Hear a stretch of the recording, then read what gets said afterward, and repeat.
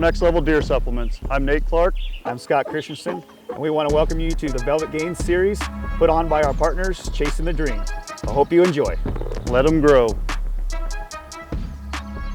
All right, guys, it's already time for the June update of the Next Level Deer Supplements Velvet Gains series, and it's just me up here today. Carson has to work cows today, so Finn and I are going to be running around doing a bunch of the feed sites and camera sites, swapping cards out. And it shouldn't be too much work because probably about half of the sites that we set up for the kickoff video to cover in June have cows in there now. So it's going to be a lot of sites that I won't be filming. I'll just be showing you guys the pictures of what was on those the past month. So get started here in the bullpen. There's been quite a few deer hitting this. It actually flooded out a few weeks ago. We got 8 inches of rain probably about a half hour upstream of here. And the whole bullpen plot flooded out probably 3 foot at least where I'm standing. I think the water was up to here on the feeder. I'll show you a couple pictures of that. We needed the rain, just didn't really want floods again since we had such bad floods in 2019, but got some of this stuff growing. The supporting wall from Buck Fever Seed Co. is coming in pretty good around the edges of the plot and the 360 blind, and I broadcast seeded soybeans, clover, and wheat, winter wheat right here 3 weeks ago to a month ago, and all that's sprouted, so everything looks pretty good this year considering how the last few years of drought have been. So get started.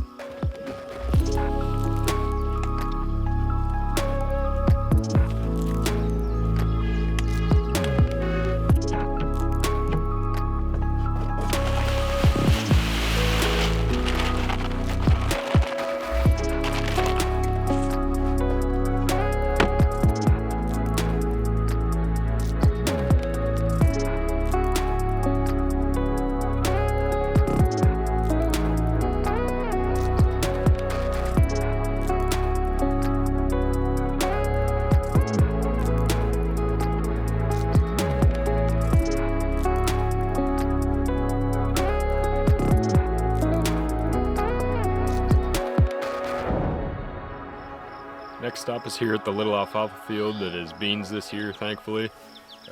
There's been a couple pretty good younger bucks here, one 4-year-old that's really cool, that's been around for at least the last 2 years. And last week when I was up here pulling back into the cabin lane, I saw him standing here at the feeder, so I got some video I'll throw up of that through the pictures. And this feeder's been getting hit pretty hard. I put 2 more bags in here a week ago, and it looks like there's only about half a bag left. So get this feeder refilled. I'm going to swap the camera out with a new one, a little higher quality, and get better pictures of this buck throughout the month of July.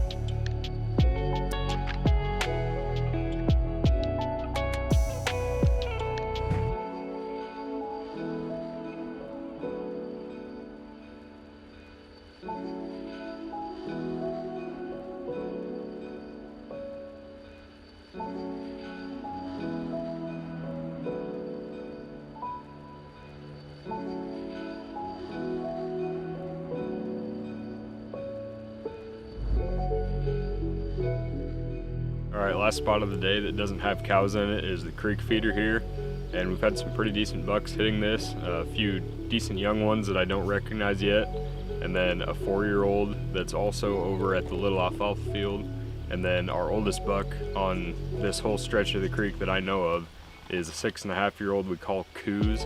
He's about the size in the body of a big male Coos deer instead of a whitetail. He's probably the smallest bodied, shortest statured whitetail buck I've ever seen, but he sprouted back into a 10-point main frame this year and hasn't been a 10 since he was 4 years old. Last year he dropped down to a 9, and I think this could be his best year yet, so age-wise he'll definitely be on the list.